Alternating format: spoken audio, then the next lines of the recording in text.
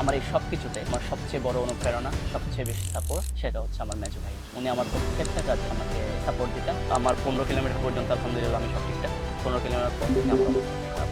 পায়ের গোড়ালি থেকে শুরু করে আমার হাঁটু, তারপর আমার বুকের বাঁ পাশে এখানে একটু চিনচিন করা শুরু করলো, ব্যথা লাগলো। চিন্তা করলাম আমি এখানে অফ করে দেবো কিনা, কিন্তু না, আমি একটু হাঁটলাম, প্রায় 300-400 মিটার আমি একটু হাঁটলাম।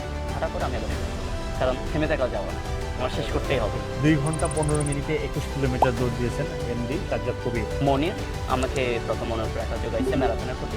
আমি ওখানে গিয়ে একটা জিনিস দেখতে পাই, সেটা হচ্ছে ওরা যে যে কান্ট্রিগুলো থেকে রেজিস্ট্রেশন করছে, মানুষ রানিং করতেছিল, ওদের পতাকা রাখছে।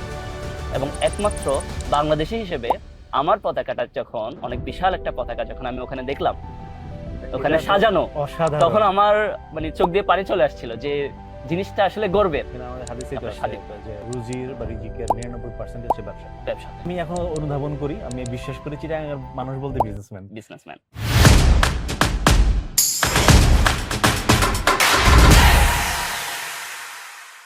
ইউবিএস এ আপনি এখনো জব করতেছেন, Okay. এর পাশাপাশি বিজনেস বিজনেসটা এখনো আমি Business- ওভাবে করে নামি নাই। আচ্ছা। যতটুকু cousin ইনভলভমেন্ট আছে হ্যাঁ, সেটা নিয়ে আমাদেরকে একটু আইডিয়া দিবেন। আহ, যেমন আপনাদের একটা দোকান আছে কেবাব আয়াত, তো কেবাব আয়াত এখানে আমি মাঝে মাঝে যাই, খাওয়া দাওয়া করি, এবং একটা জিনিস খুবই স্পেশাল, এটা সবসময় হয় কিনা আমি জানি না, সাজ্জাদ ভাই নিজে বলবে, সেটা হচ্ছে ওনাদের এখানে ওনারা মাঝে মাঝে গোলাপ জাম বা কালো গোলাপ জাম জাম। যেটা সেটা বিক্রি করে বা গেস্ট, আমরা হিসেবে গেস্ট হয়ে গেলে আমাদের জন্য পরিবেশন করে। তো এটা কি এখন আছে? ওটা আসলে আমরা এখনো মানে অফিসিয়ালি সেল করার জন্য সেল করার জন্য এটা জাস্ট কখনো গেস্টের করি জন্য? নাই। হ্যাঁ, আচ্ছা। কারণ একজন মামা আছেন, উনি পর্তুগাল থাকে, হ্যাঁ, হ্যাঁ, ওখান থেকে এখানে চলে আসছে। উনি খুব ভালো গোলাপ জামুন বেস্ট। বানান। আমার পোল্যান্ডে আমার খাওয়া সেরা গোলাপ জামের মধ্যে এটা তো একটা ছিল। নিজেদের খাওয়ার জন্য বা হ্যাঁ। আমাদের বিভিন্ন অ্যাক্টিভিটি হলে আমরা হ্যাঁ। বলি যে মামা একটু গোলাপ জামুন বানান। তো ঠিক উনি আছে। এটা বানিয়ে ফেলে, নিজেদের খাওয়ার জন্য হোক বা বুঝতে পারছি, গেস্টের জন্য হোক, বুঝতে এই পারছি। জিনিসটা এনজয় করি। হ্যাঁ। এখনো অফিসিয়ালি আমরা আনি নাই যে আমরা সেল করবো এরকম। আচ্ছা। যদি ভবিষ্যতে চিন্তা করা যায়, যদি দেখতেছি এটার সবার কাছে গ্রহণযোগ্যতা বাড়তেছে, তাহলে আমরা চিন্তা করবো এই জিনিসটা। এখন আমাকে একটু বলবেন বিজনেসের যে শুরুতে একদম অল্প ভাবে বলবেন, বিজনেসটা যেভাবে আপনি ইনভলভ হইলেন বা কিভাবে আপনার বিজনেস পরিচালনা করতেছেন। আহ, আমি তো একটা কথা আগেই বললাম যে ম্যানেজমেন্ট সব জায়গায় জরুরি। সব জায়গায় জরুরি। ইয়া, এই বিজনেসেও কিন্তু কি একটা ম্যানেজমেন্ট, ম্যানেজমেন্টের বিষয় অবশ্যই ম্যানেজমেন্ট। আছে। তো ভাইয়া যেহেতু ওখানে হ্যাঁ, ইনভলভ, কামাল ভাই, কামাল ভাই আবার যেহেতু, সেই কামাল ভাই চলে আবার সে আসতেছে। ভাইয়া। আপনারা যদি কামাল ভাইয়ের ইন্টারভিউ দেখতে চান, প্লিজ কমেন্টে লিখে জানাবেন। কামাল ভাইকে হয়তো আমি নিয়ে আসার চেষ্টা করবো, ওনার স্টোরিটা আরো ডিফারেন্ট আরো ডিফারেন্ট এবং এবং বিশালতা, ওটার মানে বিশালতা পার্সপেক্টিভ গুলো অনেক বেশি ডিফারেন্ট, মানে অন্য different। ধরনের একটা এক্সপেরিয়েন্স আমরা আশা করতেছি পাবো। তো আপনারা যদি চান ইন্টারভিউটা, প্লিজ কমেন্টে লিখে জানাবেন। তো এখন ভাইয়া যেহেতু ওখানে ছিল, তো আমার স্টাডি শেষে আমি এদিকে চলে আসলাম। তো ওনার সাথে একটু ইনভলভ হয়ে গেলাম ওইটাতে, যে কি অবস্থা কেমন দেখতে লাগলাম। কারণ আমাদের একটা বিষয় হচ্ছে আমি চিটাগং এর সাতকানিয়া থেকে আসা। তো সাতকানিয়ার ওই জিনিসটার প্রতি একটা মিথ আছে যে সবাই বিজনেসম্যান, বিজনেস, ওকে। সবাই বিজনেস করে, এরকম আসলে করে আমি আমি এখনো অনুধাবন করি, আমি বিশ্বাস করি চিটাগাং এর মানুষ বলতে বিজনেসম্যান। বিজনেসম্যান। চিটাগাং এর বিজনেস এটা ডিফারেন্ট লেভেল, হ্যাঁ, ডিফারেন্ট লেভেলের, কারণ আমাদের চিন্তাধারায় থাকে ওরকম কিছু একটা, হ্যাঁ, যে করা এই ধরনের কিছু করা বা ওই ধরনের কিছু করা। কারণ যেহেতু আমাদের সমুদ্র পাহাড় সবকিছু একদিন ওইখানে। সবকিছুই কিন্তু হ্যাঁ, প্রকৃতিও নিয়ে সাথে, নিছেন, প্রকৃতি নিয়ে। সমুদ্র নিয়ে নিছেন, মানে আইডিয়া সবকিছু, গুলো টাকা পয়সা ওইদিকেই। তো এরপর আমি চিন্তা করলাম যে হ্যাঁ, যেহেতু ভবিষ্যতে আমার একটু বিজনেসের দিকে যাওয়ার ইচ্ছা আছে, চাকরির পাশাপাশি ওটা করার ইচ্ছা আছে, কারণ মাল্টিটাস্ক করাটা আমার অনেক দিনের ওকে, এক্সপেরিয়েন্স, যে মাল্টিটাস্ক করা মাল্টিটাস্ক করতে হবে। হ্যাঁ করতে হবে, তাহলে কিন্তু ফোকাস থাকা যায়। তো সেক্ষেত্রে ওখানে জয়েন হলাম। পরে যাই, দেখি কি অবস্থা, কেমন কিভাবে ম্যানেজ হয়, বিজনেস কিভাবে ম্যানেজ হয়, কি কি প্রবলেম গুলো আসে এবং ওগুলোর সলভের ওয়ে গুলা কি কি, ওই জিনিসগুলোর জন্য কিন্তু আমার বেসিক্যালি ওদের সাথে, ভাইয়াদের সাথে ওখানে ইনভলভ হওয়া। ইনভলভ আচ্ছা, হওয়া। আচ্ছা। তো ভবিষ্যতে আমার বড় কিছু করার ইচ্ছা আছে, যেহেতু বেসিক্যালি আপনি এখানে ওনাদের টাস্ক অপটিমাইজ করতেছেন, কিভাবে অল্প খরচে বেশি কাজ আদায় করা যায় বা ম্যানেজ করা যায়, বিজনেসটা বেটার ওয়েতে ম্যানেজ করা যায়। এবং আরেকটা সবচেয়ে বড় বিষয়, সেটা হচ্ছে কাস্টমার স্যাটিসফ্যাকশন। কাস্টমার স্যাটিসফ্যাকশন, ওকে। এই জিনিসটা আমরা সবার আগে মাথায় রেখে ওখানে, যে একটা কাস্টমারকে কিভাবে এখন আমাকে satisfy করা যায়। ছোট করে একটু আইডিয়া দিবেন, আপনি জবের পাশাপাশি আপনি চাকরি করতেছেন, বিজনেসও করতেছেন, হুম। পার্থক্যটা কি? এবং ধরেন আপনাকে যদি একটা চুজ করতে বলা হয় আজকে, ফর এনি রিজন, হ্যাঁ, কোনটা চুজ করবেন আপনি এবং কেন? অবভিয়াসলি আমি বিজনেসে চুজ করব। ওকে, কারণ জবের ক্ষেত্রে আপনার একটা ধরাবাঁধা নিয়ম ওরা বেঁধে দেয় যে এই টাইমে এটা করতে হবে, ওই টাইমের মধ্যে এই জিনিসটা করতে হবে। আপনার একটা জবাবদিহিতার জিনিস কিন্তু ওখানে থেকেই যায়। আমি বলবো না যে বিজনেসে ওটা নাই, বিজনেসেও আছে, কিন্তু এই জিনিস কর্পোরেট লাইফের জিনিসটা বেশি আমার মনে হয় কোনটির মধ্যে আমাদেরকে বেঁধে দেওয়া হয়। ওকে। এবং আমরা আমাদের মন মতো কোনো কিছু, যেমন আমার হুট করে কোনো একটা এমার্জেন্সি পড়লো, আমি তখন সেখানে যাইতে পারতেছি না, কারণ আমার মাথার উপর অনেকগুলো টাস্ক দেওয়া, ওগুলো আমি না True. করলে হবে না, ট্রু। আমার একটা ইফেক্ট পড়ে যাবে হ্যাঁ। পরবর্তীতে চাকরিতে। তো সেক্ষেত্রে বিজনেস হচ্ছে অনেক ইন্ডিপেন্ডেন্ট একটা জিনিস। আপনি করতেছেন, আজকে যদি আপনি টানা 24 ঘন্টার মধ্যে যদি 15 ঘন্টা করে প্রথম 1 মাস সময় দেন, তাহলে এমনও হচ্ছে পরের 1 মাস আপনাকে 3-4 ঘন্টা দেখলেই হয়ে যাচ্ছে।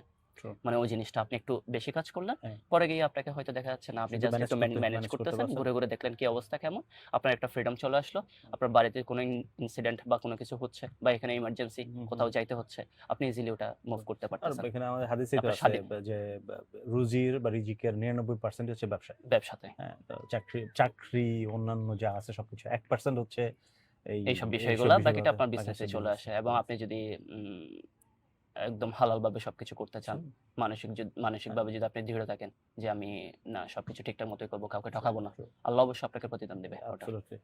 তো সাজ্জাদ, এবার আসি আমাদের অ্যাথলেট সাজ্জাদ হিসেবে। সাজ্জাদের গল্পটা শুনবো। অনুপ্রেরণাগুলা কোত্থেকে আসলো, আর শুরুর আগে আমাদেরকে একটু আপনার মেডেলগুলো একটু দেখাবেন। আচ্ছা, অবশ্যই আমি আজকে নিয়ে আসছি আমার পোল্যান্ডের মাটিতে। আমি গতকালকে যে রানটা ছিল ওটা সহ নাম্বার 4 আমার হাফ ম্যারাথন। আচ্ছা, এটা আমি এই বছরে এই বছরে 3টা দিয়ে দিছি অলরেডি। এর আগে আরো 3টাতে এর আগে দৌড়েছেন? একটা ছিল, আচ্ছা, এই বছরে 3টা, টোটাল 4টা, total 4টা চারটা। Half marathon. আর কোন কোন শহরে ছিল এগুলো? আমার প্রথম শুরু হয় পোজনান দিয়ে, আচ্ছা, যেহেতু আমার ওখানে স্টাডি ওখানেই সবকিছু, start আমি ওটা সবকিছু। নিয়ে একটু ভাবা শুরু করলাম, Definitely. কারণ প্রথম বছর আমি দেখতেছি আমার সামনে দৌড়া দৌড়া সবাই চলে যাচ্ছে, কি রে জিনিসটা কি, ওকে, এটা ওকে। ম্যারাথন। ওকে, ম্যারাথন আমি আগে জানতাম হ্যাঁ, বিষয়টা, হ্যাঁ, কিন্তু আমার একটা ভালো লাগা কাজ করলো, সবাই দৌড়াচ্ছে সবাই একসাথে, দৌড়াচ্ছে। অনেকগুলো মানুষ। তো আমি চিন্তা করলাম হ্যাঁ আমি রেজিস্ট্রেশন করব। আমাদেরকে পোজদানের মেডেলটা একটু তো দেখাবেন। আমি 2025-এ রেজিস্ট্রেশন করি, এবং আচ্ছা। তার পেছনের কারণ কিন্তু মনিরও ছিল। আচ্ছা, মনিরও জয়েন করছিল? মনির আমাকে প্রথম অনুপ্রেরণাটা যোগাইছে ম্যারাথনের প্রতি। আচ্ছা, আচ্ছা, আচ্ছা। ও বলতেছে আমি বাংলাদেশে দৌড়াইছিলাম, এখন এখানে এই জিনিসটা দৌড়ানো যায়, চলো, এটা একটা ফান এবং ভালো লাগা কাজ করে। এখন দুজন মিলে রেজিস্ট্রেশন করছি, আচ্ছা। কিন্তু Wow. আমরা প্র্যাকটিস করতে গিয়ে ওর পায়ে একটু স্ক্র্যাচ চলে আসে, আচ্ছা। যার কারণে ও আর ওটাতে জয়েন দেয় না, করতে পারে না। আমি শুরু করি একা। এবং এটা ছিল আমার তখন 2025-এর 25 13 এপ্রিল। আচ্ছা, 13ই এপ্রিল 2025-এর মেডেল এটা। এবং এটা কিন্তু আমার ফার্স্ট হাফ ম্যারাথন, আচ্ছা, এবং আলহামদুলিল্লাহ আমি খুব ভালো টাইমিং এ শেষ করি, এটা কি 17 2 নাম্বার? hours, হ্যাঁ, 2 hours and 17 থেকে 15 minutes। 2 ঘন্টা 15 মিনিটে 21 কিলোমিটার দৌড় দিয়েছেন এমডি সাজ্জাদ কবির। এর পরবর্তীতে কোন এটা ছিল? এরপরে আমি দেখলাম যে ব্রোসাভে কি আছে, আচ্ছা, ওটা শেষ করার পরে আমি এটার কথা একটু বলতে চাই। হ্যাঁ, যেহেতু প্রথম হাফ ম্যারাথন, আমি যেটা এটা শুরু করি তখন আপনার অনেকগুলো মানুষ দৌড়াচ্ছে, সেই একটা ফ্লোতে আমিও চলে যাচ্ছিলাম। তখন আমি ওই যে টাইম ম্যানেজমেন্ট, এখানেও কিন্তু ম্যানেজমেন্ট চলে আসে, হ্যাঁ, যে একটা টাইম ম্যানেজমেন্ট management মাথায় করা, হ্যাঁ। রেখে যে একটা পেসে, নির্দিষ্ট পেসে দৌড়ানো। কারণ আপনার লক্ষ্যটা কিন্তু অনেক দূরে, 21 কিলোমিটার, সহজ কথা না, অনেক দূর। 21 কিলোমিটার আপনাকে অনেক এটা দূর, মাথায় রাখতে অনেক হয়, দূর, হ্যাঁ। অনেক দূর। তো এখন এমন না যে আমি 1 কিলোমিটার খুব দ্রুত দৌড়াইলাম, পরেতে আবার রেস্ট নিলাম, নিলাম, হাঁটলাম, এই জিনিসগুলো না। এটা কিন্তু আমাদের একটা কনসিস্টেন্স থাকে যে আমরা একটা নির্দিষ্ট পেসে দৌড়াবো। তখন তো আমি এত কিছু জানতাম না, এত কিছু, মাত্র ঢুকলাম হাফ ম্যারাথনে। তো আমার 15 কিলোমিটার পর্যন্ত আলহামদুলিল্লাহ আমি সব ঠিকঠাক। 15 কিলোমিটার পর থেকে আমার অবস্থা একটু খারাপ হয়ে যায়, মানে যে আমি রিয়েলিটি চেক হয়ে যায়, রিয়েলিটি চেক হয়ে যায়। আমার পায়ের গোড়ালি থেকে শুরু করে আমার হাঁটু, তারপর আমার বুকের বাঁ পাশে এখানে একটু চিনচিন করা শুরু করলো, একটু ব্যথা লাগলো। আমি চিন্তা করলাম আমি এখানে অফ করে দিব কিনা, কিন্তু না, আমি একটু হাঁটলাম, প্রায় 300-400 মিটার আমি একটু হাঁটলাম। হাঁটার পরে আমি আবার শুরু করলাম, আচ্ছা, কারণ থেমে থাকা যাবে না, আমার শেষ করতেই হবে। কারণ আমি জানি যে আজকে যদি থেমে যাই, আমার প্রথম কাজ এটা, আমি যদি এটাতেই থেমে যাই তাহলে আমার পরবর্তীগুলো আমার কি হবে আমি জানি না।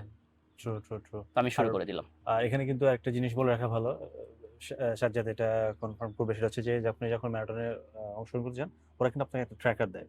আপনার যে বিপ নাম্বারটা হ্যাঁ, থাকে, বিট না থাকে, এটা ওটাতে কিন্তু ট্র্যাকার ট্র্যাকার লাগানো থাকে। লাগানো আপনি থাকে। কোন দিক দিয়ে দৌড়াচ্ছেন, কত মিনিটে দৌড়াচ্ছেন, কত শর্টকাটের কিলোমিটার, কোনো কত অপশন নাই। কোনো অপশন নাই। কেউ যদি শেষ করে, হ্যাঁ, ও মাঝখান দিয়ে শর্টকাটে শেষ করে ফেললো, হ্যাঁ। কিন্তু ওটা ফিনিশার লাইনে Finish line এ হবে হবে। না, ওর ওর কি কোনো medal রেজাল্টেই দিবে? আসবে না। ওকে তো মেডেল দিবে না। না, মেডেল তো medal দিবেই দিবে না, কোনো রেজাল্টেই কোনো আসবে না, result আসবে না। কারণ ওদের ট্র্যাকার গুলো কিন্তু সবকিছু মনিটরিং সবকিছু হচ্ছে, monitor সেকেন্ডে হচ্ছে, সেকেন্ডে মনিটরিং second, হচ্ছে। true. তো এরপর আমি এখানে ব্রোসাভেরটা দেখি যে না, রেজিস্ট্রেশন করা যাচ্ছে না, সব ফেল। আমি জিনিসটা নিয়ে একটু ঘাটাঘাটি করলাম, কেন? কারণ দেখলাম ব্রোসাভেরটা অনেক ফেমাস। বেশি ফেমাস। আপনার 2 থেকে 3 সপ্তাহ বা সর্বোচ্চ 4 সপ্তাহের মধ্যেই 26,000 এই যে ওদের একটা লিমিটেশন থাকে, হ্যাঁ, ওটা কিন্তু ফিল আপ ফিল হয়ে আপ যায়। হয়ে যায়। ওয়াও। তো এবং এটা শুরু হয় হচ্ছে আপনার জানুয়ারির 1 তারিখ থেকে। এবং জানি না প্রতি বছর হয় কিনা, যেমন এই বছরও হচ্ছে হ্যাঁ, জানুয়ারির 1 তারিখে, ঠিক 1 তারিখেই অ্যাপ্লিকেশন রাত 12টার পরে। আচ্ছা আচ্ছা রাত 12টার পরে এটা আপনার অ্যাপ্লিকেশনটা চালু হয়েছে। তো আমি আর রেজিস্ট্রেশন করতে পারি না, ওকে ডান। 2025-এর জন্য ওখানে সব ডান। আচ্ছা। এবার আমি 2026-এর জন্য শুরু করি। কথায় কি আছে? প্রথমে আমি পোস্ট রানটা শুরু করি। তাহলে পোস্ট রানটা আমি রেজিস্ট্রেশন করলাম 26 এর পোস্টটা একটু এবং দেখাবেন। 26-এর পোস্ট রানটা রেজিস্ট্রেশন করার পরে আমার এটা 26-এর মার্চে হয়। আচ্ছা আচ্ছা। ওয়াও। মার্চে না, সরি, এটা এপ্রিলেই হয়। এটা হচ্ছে 2026 এর 26-এর এপ্রিলের পোজনানের হাফ ম্যারাথন। এর আগেটা ছিল 17, এটা হচ্ছে 18, 18 পিকেও ব্যাংক পিকেও ব্যাংক হচ্ছে পলাশকে ওদের স্পন্সর আর কি, sponsor। 18তম। 18তম। অসাধারণ। এটা শেষ করে আমি দেখি আর কোথায় আছে। হ্যাঁ। কারণ এটা একটা মানে আপনার কাছে বলতে পারেন নেশার মতোই হয়ে যাচ্ছে। হ্যাঁ। মানুষ কোনো একটা কিছু করতে চাইলে বারবার করে একটা বলে না যে হ্যাঁ, হ্যাঁ। তোর কাছে কি জিনিসটা নেশা হয়ে গেল কিনা। তো এই জিনিসটা প্যাশন গুলা কিন্তু এরকম, যেটা নেশার মতো হয়ে যায় যে না আমি শেষ করে আমি আরেকটাতে দেখবো। এমনও হয়েছে যে আমি 15 কিলোমিটারের পরে যখন আমি আর একটু কষ্ট হচ্ছিল, হ্যাঁ, হ্যাঁ। আমি চিন্তা করলাম যে না আমি আর কোনো রেজিস্ট্রেশন করব না। আল্লাহ তুমি আমাকে এটাই শেষ করে দাও, হ্যাঁ, হ্যাঁ। কোনো মতে আমাকে ফিনিশিং লাইনটা পার করাই দাও, আমি আর করবো না। আচ্ছা, আচ্ছা। ওখানে শেষ। কিন্তু আমি শেষ করে পরের দিন বসে গেছি কোথায় কোথায় নেক্সট কই নেক্সট কোথায় আছে। আছে? এরপর আমি এরপর- এটা করলাম, এটা করার পরে দেখলাম গিদানিয়াতে আছে। আমি আচ্ছা। চিন্তা করলাম এটা কিন্তু আরেকটা বিষয়, সেটা হচ্ছে আপনি শুধু ম্যারাথন দিচ্ছেন না, আপনি বিভিন্ন সিটি ঘোরার জন্য একটা পারফেক্ট একটা সুযোগ পাচ্ছেন। কিন্তু হ্যাঁ। এমনও হয় আমরা কাজের মাঝে মাঝে আমাদের ওই সময়টা বের করা হয় না যে আমি এক্সট্রা ভাবে ওই জায়গায় ঘুরতে যাব। ট্রু। এটার মাধ্যমে কিন্তু আমাদের ওইটাও হয়ে যায়। হ্যাঁ। তো এরপর আমি গিদানিয়াতে চলে গেলাম এবং আমার এটা গিদানিয়াতে 25th of এপ্রিলে হয় এই বছরেই। এটা কিন্তু এটা কিন্তু আমার এক সপ্তাহের দেখা মাঝে। সেরা মেডেলগুলোর একটা। হ্যাঁ, এবং বেস্ট। এবং আপনি এটা কিন্তু মুভ করে হালকা ও, ওদের এটা আপনার যেটা বাল্টিক সি, হ্যাঁ, হ্যাঁ, হ্যাঁ। বাল্টিক সির সাথে লাগানো কিন্তু সবকিছু। আচ্ছা, আচ্ছা, এবং ওখান আচ্ছা। থেকে স্টার্ট হয়েছে, যার কারণে ওদের এভাবেই মেডেলটা করা। মেডেলটা করা আর কি। এবং এখানে দারপোমোজা জাহাজেরই দেওয়া আছে। আমি জানি না ভিডিওতে দেখা যাচ্ছে কিনা, এগুলার আমি পরবর্তী ছবি নেওয়ার চেষ্টা করব। তো চমৎকার। এবং এবং আমার এটা কি 100তম? হ্যাঁ না 100তম না, 100তম বলতে গিদানিয়া শহরের 100তম। গিদিনের শহরের 100তম। হ্যাঁ, ওটার Wow. আন্ডারে ওরা এটা আয়োজন করছে আর কি। অসাধারণ। এবং এটা আমি 1 ঘন্টা 59 মিনিটে 1 ঘন্টা 59 মিনিটে 21 কিলোমিটার 1 শেষ ঘন্টা করে 59 ফেলি। মিনিট। আমার পেসটা ভালো ছিল, আমি চিন্তা করছিলাম আমি 1 ঘন্টা 50 মিনিটে শেষ করব। আচ্ছা। আলহামদুলিল্লাহ আমি ওভাবে আগাচ্ছিলাম, কিন্তু সমস্যা হয়ে যায় 10 কিলোমিটারের পর থেকে বৃষ্টি শুরু হয়ে যায়। আচ্ছা। এবং বৃষ্টিতে হয় না এমন যে পাগুলো ভারী হয়ে যায়, পানি জুতো ভিজে যাচ্ছে। জুতা ভিজে যাচ্ছে, পা ভারী হয়ে যাচ্ছে, আপনার শরীর ওভাবে আগাচ্ছে না, না, এই জিনিসটা হয়। আর তাছাড়া যেহেতু সমুদ্রের পাশে ছিল, প্রচুর বাতাস। এমনিই তো ময়শ্চার প্রচুর আছে, বাতাস। আবার বাতাসও প্রচুর। প্রচুর বাতাস, অবস্থা খুব খারাপ অবস্থায় ছিল, যে কাঁপাকাঁপির অবস্থা, মানুষ কাঁপতেছে, ওরা পলিশ হয়ে কাঁপতেছে, কাঁপতেছে। যেহেতু ওরা ঠান্ডার দেশের মানুষ, ওরা কাঁপতেছে। এখন চিন্তা করেন আমার অবস্থা কি হচ্ছে তখন। বুঝতে পারছি। এবং আমার ম্যারাথনগুলোর মধ্যে সবচেয়ে স্মরণীয় ম্যারাথন ছিল এটা, কারণ আমি ওখানে গিয়ে একটা জিনিস দেখতে পাই, সেটা হচ্ছে ওরা যে কান্ট্রিগুলো থেকে রেজিস্ট্রেশন করছে, হ্যাঁ। মানুষ রানিং করতেছিল, ওদের পতাকা রাখছে। এবং আচ্ছা। একমাত্র বাংলাদেশি হিসেবে আমার পতাকাটা যখন, অনেক বিশাল একটা পতাকা যখন আমি ওখানে দেখলাম ওখানে এটা তো সাজানো, অসাধারণ। তখন আমার মানে চোখ দিয়ে পানি চলে আসছিল, যে জিনিসটা আসলে গর্বের, এটা ডেফিনেটলি গর্বের দেশকে রিপ্রেজেন্ট করতে পারা। কারণ আমাদের সবার বাংলাদেশি, আমি বলবো প্রত্যেকটা বাংলাদেশীর দেশের প্রতি ভালোবাসাটা পৃথিবীর সবার চেয়ে আলাদা, সবচেয়ে বেশি। আপনার একটা জিনিস হয়তো অনুধাবন করবেন, বিশেষ করে যারা দেশের বাইরে থাকে, দেশপ্রেম যে জিনিসটা বাংলাদেশের থেকে যতটা অনুধাবন করা যায়, দেশের বাইরে গেলে তার থেকে আরো বেশি অনুধাবন করা যায়। বাংলাদেশের পতাকাটা তখন আরো সবুজ মনে হয়, আরো লাল মনে হয়। আপনারা যারা দেশের বাইরে থাকেন আমার সাথে কথাটা মিলাই নিয়েন। তখন এই জিনিসটা তখন আমার খুব ভালো লাগে। আমি ওটা আমার ফেসবুকেও শেয়ার করি, যে আমার অনেকে আজকে প্রাউড ফিল মনে হচ্ছে আমার। Definitely. আর আমার পতাকাটা দেখলাম, আমি একজনকে বললাম আমার একটা ছবি তুলে দেওয়ার জন্য, ও তো মহাখুশি, হ্যাঁ হ্যাঁ অবশ্যই। অনেকগুলো ছবি তুলে দিল আমাকে আমার পতাকা নিয়ে। তখন আমি এটা শেষ করলাম। এটা শেষ করার পরে এখন চলে আসে আমার মেইন সিটি, মেইন সিটি যেখানে আমি গতকালকে এখন আছি, যেটাতে হলো আমাদের। ব্রসবে। হ্যাঁ, এবং সেটা হচ্ছে এই যে অনেক সুন্দর একটা মেডেল। ওয়াও, চমৎকার। ব্রোসাপ 6/6/26 দেখেন দেখা যাচ্ছে কিনা। এবং এই পাশে পুরো ওয়ার্ল্ড ম্যাপ, এখানে আফ্রিকা থেকে শুরু করে সবগুলো দেশের ম্যাপে দেওয়া আছে। আমি এটা ছবি তোলার চেষ্টা করব। আমার মনে হয় এবং এটা ওরা করছে এই কারণেই, কারণ পৃথিবীর বিভিন্ন দেশ থেকে রানিং করতে আসে। 56টা দেশ থেকে 56 দেশ থেকে পার্টিসিপেন্ট আসছে এই হ্যাঁ, বছর দেশকে এবং রিপ্রেজেন্ট হ্যাঁ করতেছে। 2 ঘন্টা 7 মিনিট 53 সেকেন্ড অসাধারণ। আমার এটা তো ফোকাস ছিল আমার 1 ঘন্টা 50 মিনিট, কিন্তু আমার আচ্ছা। লেট হয়ে যায়। তার পিছনে আরেকটা কারণ আছে, সেটা হচ্ছে আমরা লাইফে যা কিছু করি না কেন, হ্যাঁ আমাদের সেটার প্রতি একটা প্রপার প্ল্যান থাকা উচিত, যে আমাদের এভাবে আগানো উচিত, আমাদের প্র্যাকটিস করা উচিত। আমি কিন্তু ওভার কনফিডেন্স ছিলাম, যেহেতু আচ্ছা। আমার রিসেন্টলি 2টা হাফ ম্যারাথন শেষ হাফ হয়েছে, ম্যারাথন শেষ আমি 2 হয়েছে। ঘন্টার মধ্যে শেষ করছি। যে আমি আচ্ছা। একদিন মাত্র প্র্যাকটিস করছি, তাও 4 কিলোমিটারের মতো।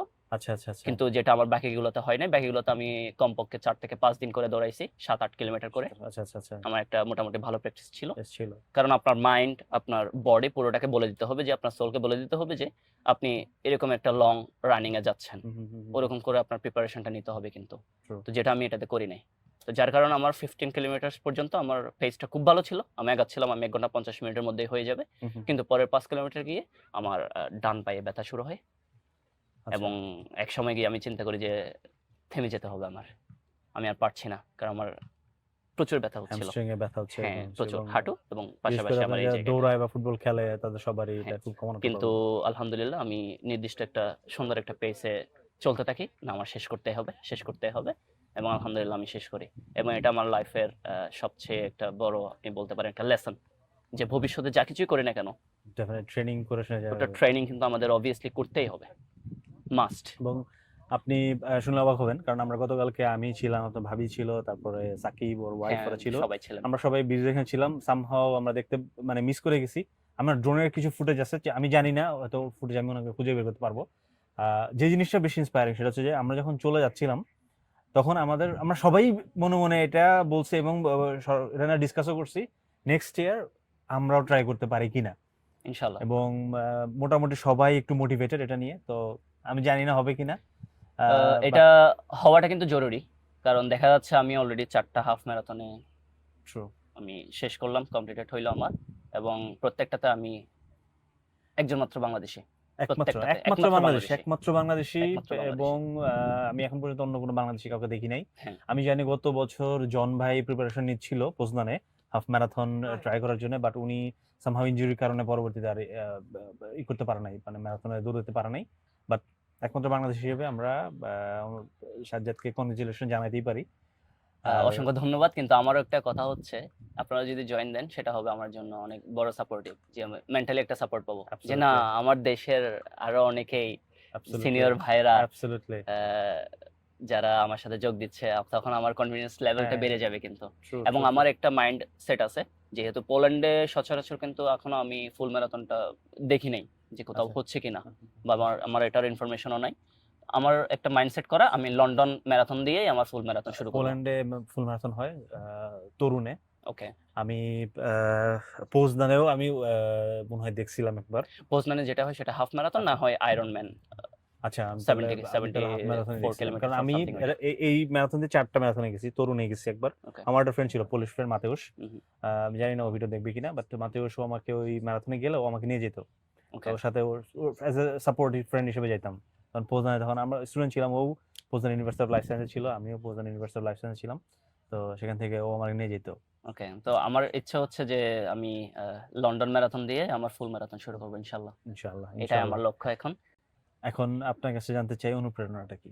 কেন ম্যারাথনে এটার অনুপ্রেরণাটা কি? এবং অনুপ্রেরণার পেছনে কারণ হচ্ছে আমার, যে বললাম আমি অসুস্থ হয়ে যাই আমি যদি কোনো একটা অ্যাক্টিভিটির সাথে না থাকি, এবং রানিং করে আমি অন্য লেভেলের একটা মজা পাচ্ছিলাম। একসাথে 20-25 হাজার মানুষের সাথে দৌড়ানো, প্রত্যেকটা মানুষ আলাদা, কিন্তু কেউ কারোর সাথে কিন্তু মিল নাই।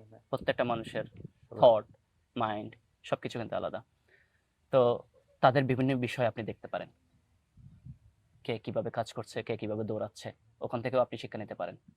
কারণ একটা লাইফের ফোকাস ঠিক রাখা, কেউ একটু ফোকাস ঠিক রেখে দৌড়াচ্ছে, এবং অনেকে দেখছি আমি অসুস্থ হয়ে পড়ে যাচ্ছে, এবং অনেককে দেখতেছি কিছুক্ষণ দৌড়াচ্ছে, কিছুক্ষণ হাঁটতেছে।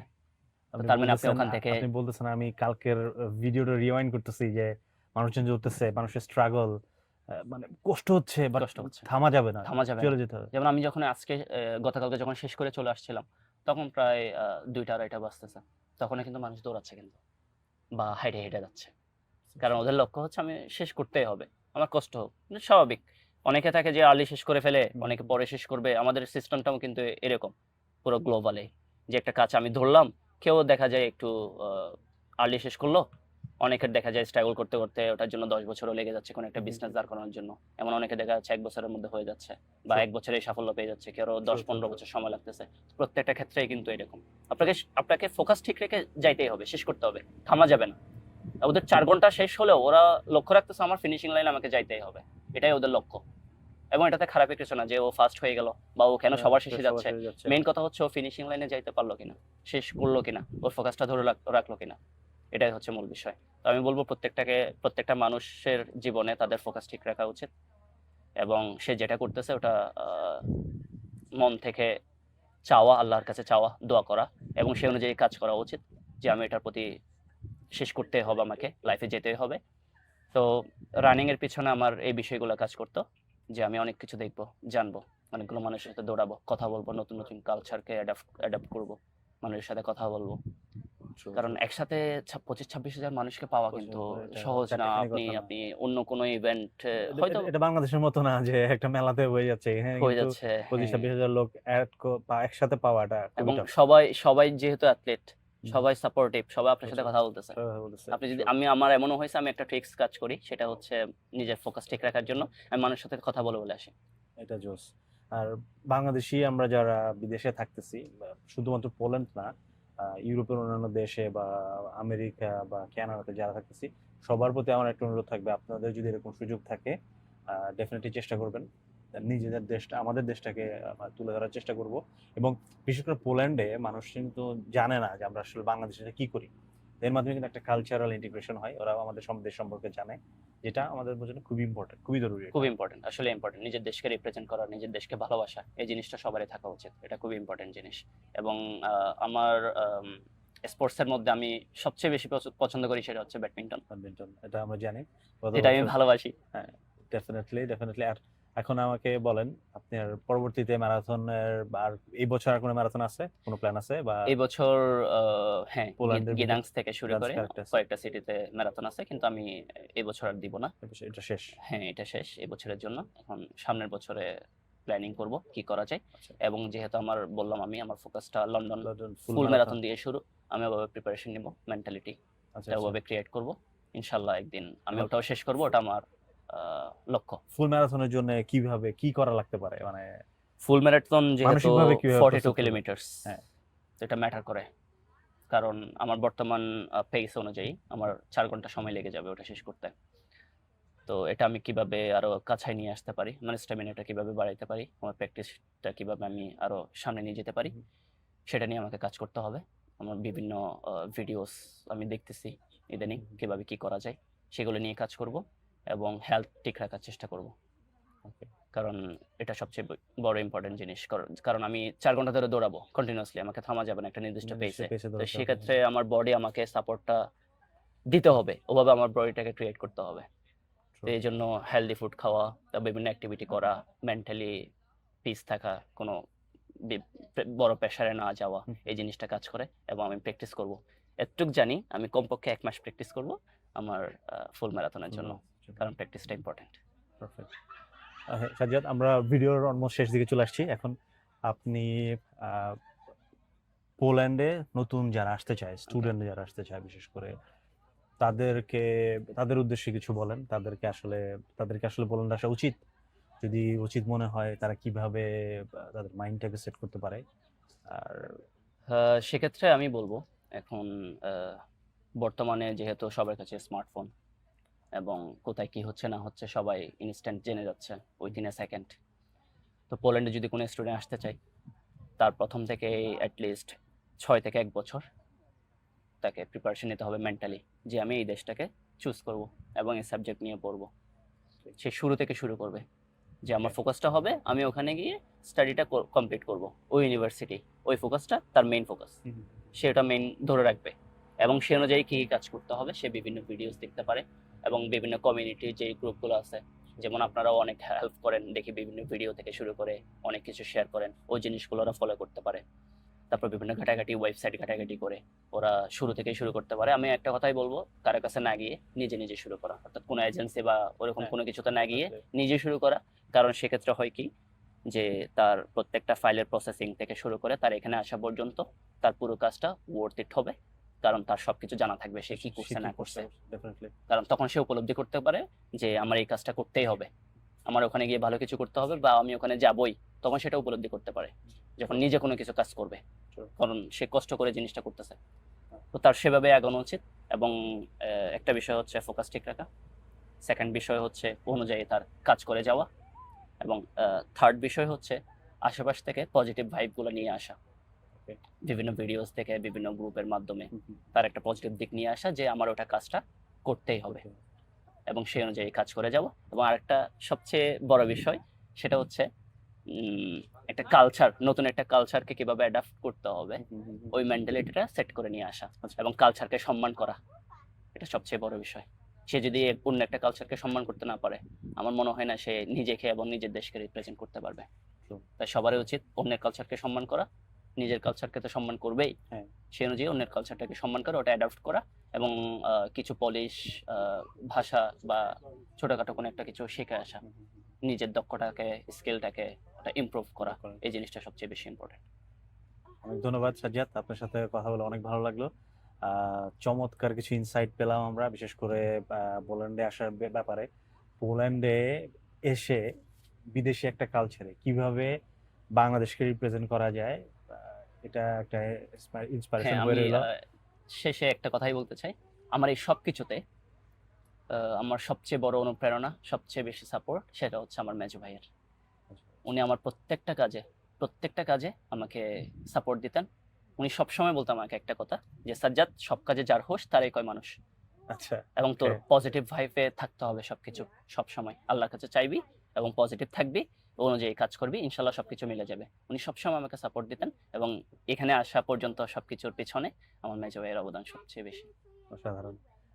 আমরা আশা করব আমাদের সবার পরিবারে এরকম একজন মেজো ভাই থাকুক, ইনশাল্লাহ। যিনি ছোট ভাইদের সকল স্বপ্ন পূরণের জন্য হেল্প করবে। আর ভিডিওটা যদি আপনার ভালো লেগে থাকে, ডেফিনেটলি শেয়ার করবেন। আপনাদের কোন পার্টটা বেশি ভালো লাগছে সেটাও আমাদেরকে শেয়ার করে জানাবেন। আর যদি মনে করেন এই ভিডিও থেকে আপনি কিছু শিখতে পারছেন, অথবা আপনার কোনো ফ্রেন্ড বা ভাই কেউ এই ভিডিও থেকে উপকৃত হবে, তাহলে অবশ্যই ভিডিওটা তার সাথে শেয়ার করবেন। ধন্যবাদ।